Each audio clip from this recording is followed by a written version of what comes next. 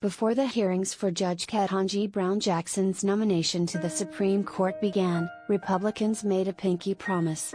They would not, they insisted, treat Jackson the way they said Democrats treated now Justice Brett Kavanaugh during his confirmation hearings in 2018.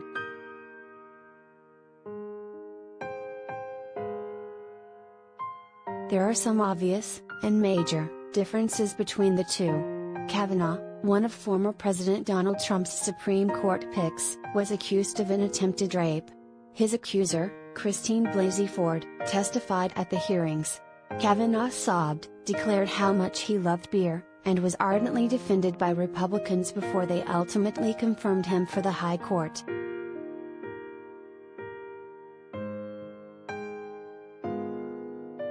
Jackson hasn't been accused of a crime, went to Harvard Law, and is currently a federal judge.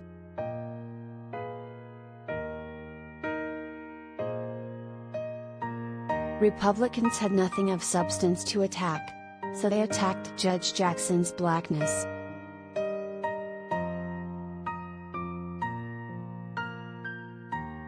Now that critical race theory has become the catch-all boogeyman for anything black, liberal, or, God forbid, both, Republicans didn't miss an opportunity to fearmonger about the academic theory.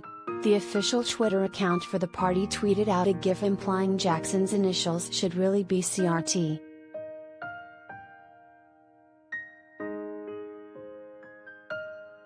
It got worse when Senator Ted Cruz, Republican Texas, used a children's book to accuse Jackson of peddling critical race theory during her time on the board of a private school in Washington, D.C.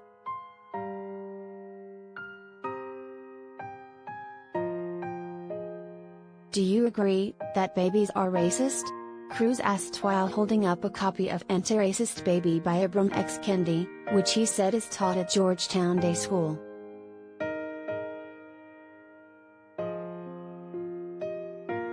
Jackson replied that she has no say over books at the school. But whether she did or didn't doesn't matter, Cruz's comments were all for show.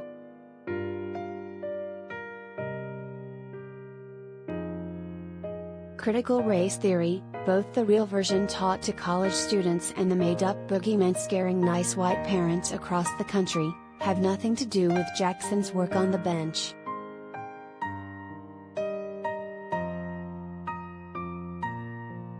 Cruz saw a black woman and knew it was the perfect opportunity to claim that CRT teaches white kids that they're inherently bad, and Jackson was a part of it. "You're the real racist," he was itching to claim.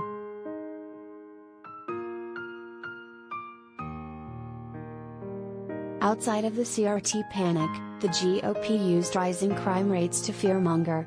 Senator Josh Hawley, Armo, led the charge in making baseless accusations that Jackson was too lenient on child predators, pointing to some of the sentences she handed down.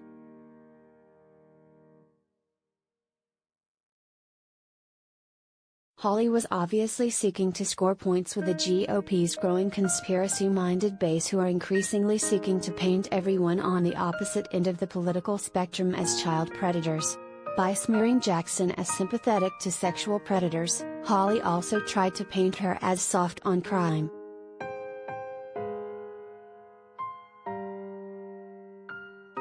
It fits perfectly into the GOP's culture war talking point: crime is on the rise, and liberals and black people like Jackson are to blame.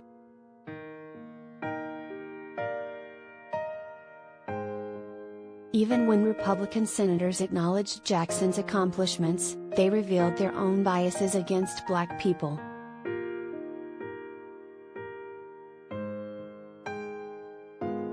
Senator John Kennedy, R-Law, referred to the nominee as articulate.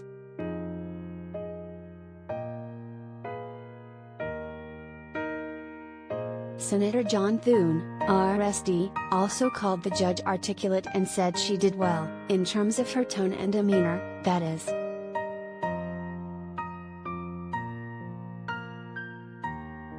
Using articulate to describe a black person has long been a racist dog whistle. The implication is that it's surprising that a black woman like Jackson is articulate because most black people are not.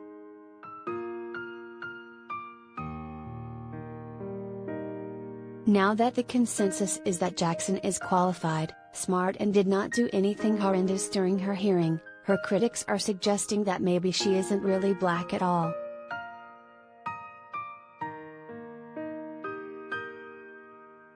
And while Republican senators couched the racism in euphemism and dog whistles, unelected conservative leaders didn't feel bound by such constraints.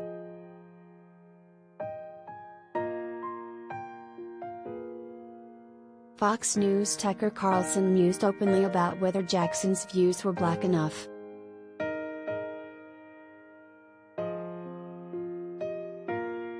"I have to say, her views really seem like those of every affluent white liberal I've ever met," he said on his show.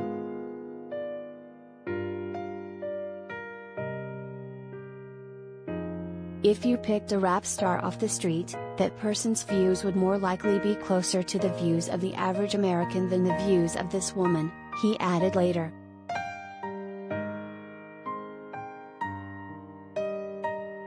When the nomination was first announced, Carlson was deeply concerned about Jackson's LSAT scores, even though her scores on the entrance exam for law school are completely unrelated to her experience sitting on the bench.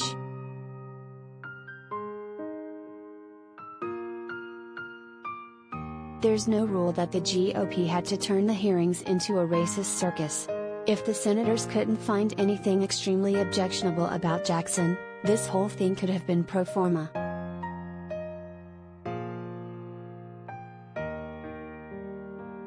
But the conservative party that is seeking to remake this country into a dystopian nightmare for anyone who isn't a straight white Christian male, couldn't miss an opportunity to abuse and attack a black woman on a national stage.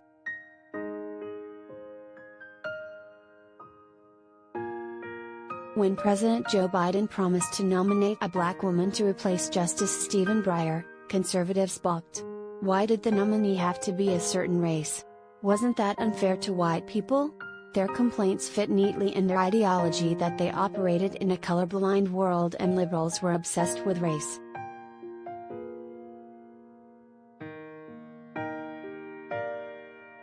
But during the hearing, the GOP spent a lot of time on race.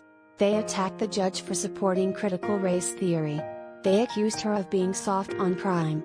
They repeatedly referred to her as articulate.